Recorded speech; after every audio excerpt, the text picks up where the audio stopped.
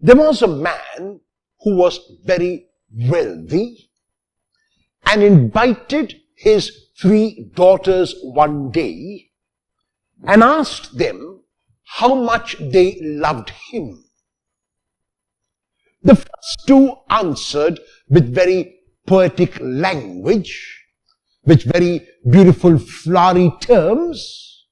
But the third, when her turn came, who was the youngest, said to her father, "I love you as much as salt loves food."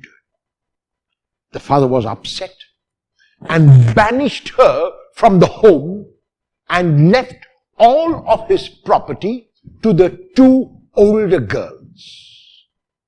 This girl went away, but because she was resilient, because she would never give up, she managed to live a life of her own and married a very wealthy person and became the mistress of a large estate.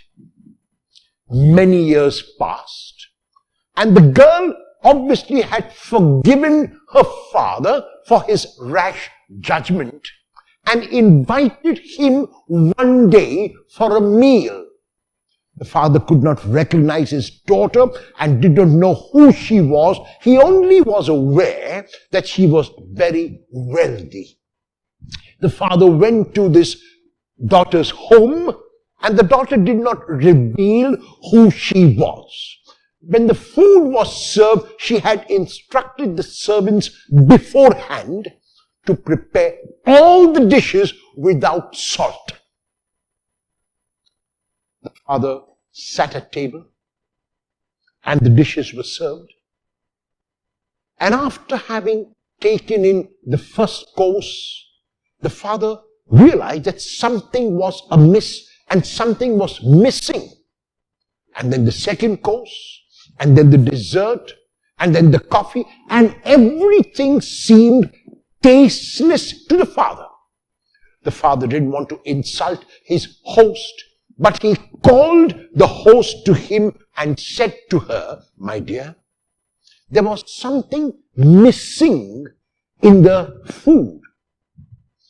And the girl said, "I'm so sorry.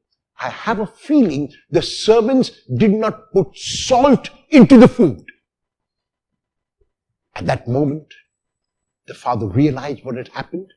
He looked intently at this hostess and recognized in her his daughter. And he said to her, "Many, many years ago, you said to me, 'I love you as much as salt loves food.' Now I understand that you love me more than the other 2.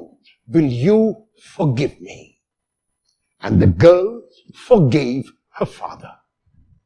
Those with high blood pressure might not appreciate this story so much because all of your meals are possibly without salt. But we know when we have illnesses like this, what salt is.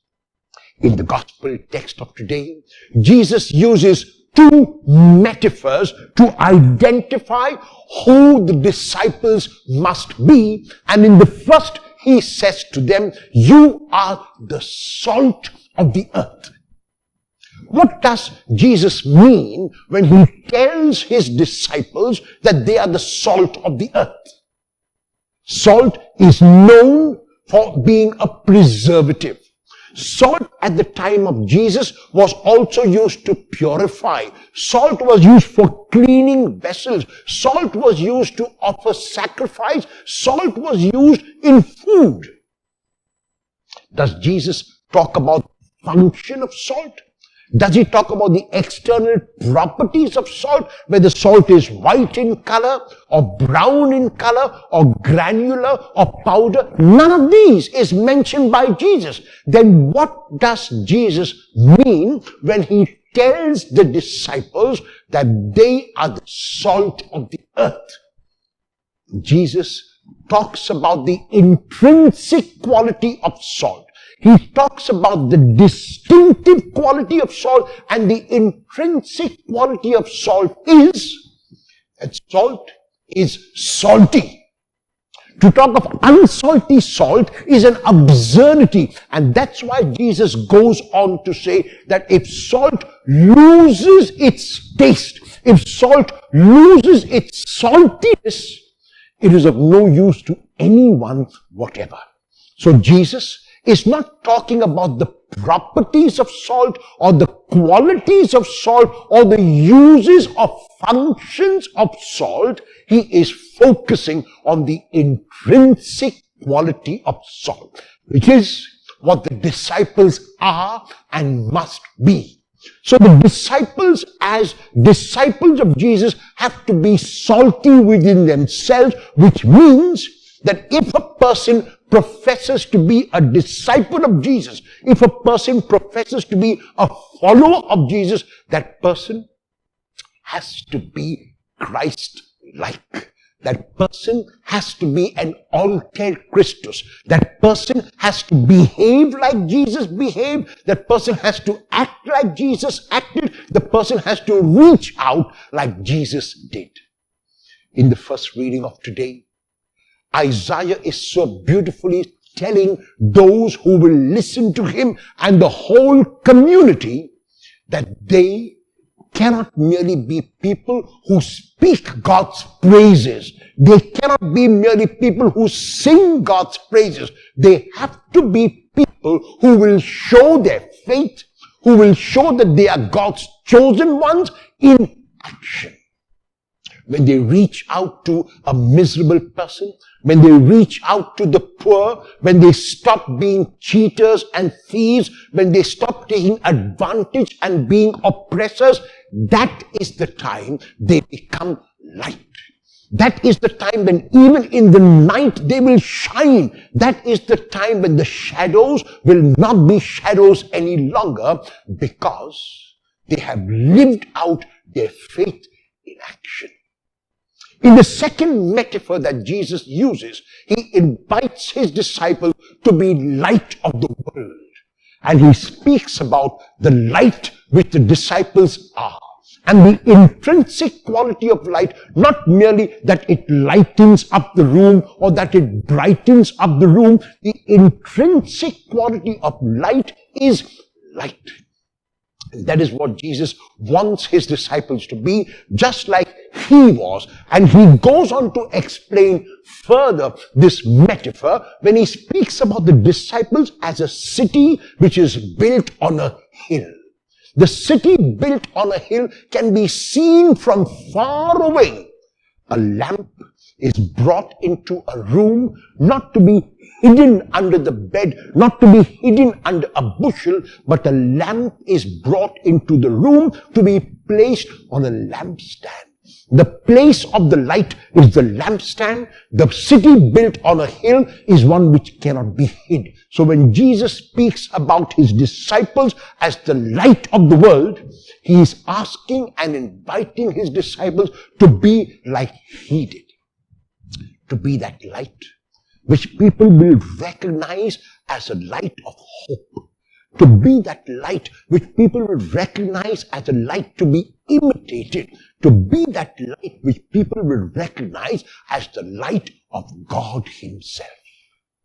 And this light, Paul tells us in the second reading of today, when he says that he came to people not with lofty words, not with wisdom, not with eloquence.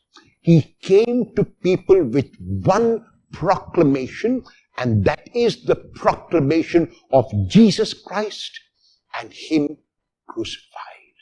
The Lord, who invites his disciples to be both salt and light, is a disciple, is a man who led himself to the cross only because if that was the way he could save, if that was the way he could be salt and light, he would want that way and no other.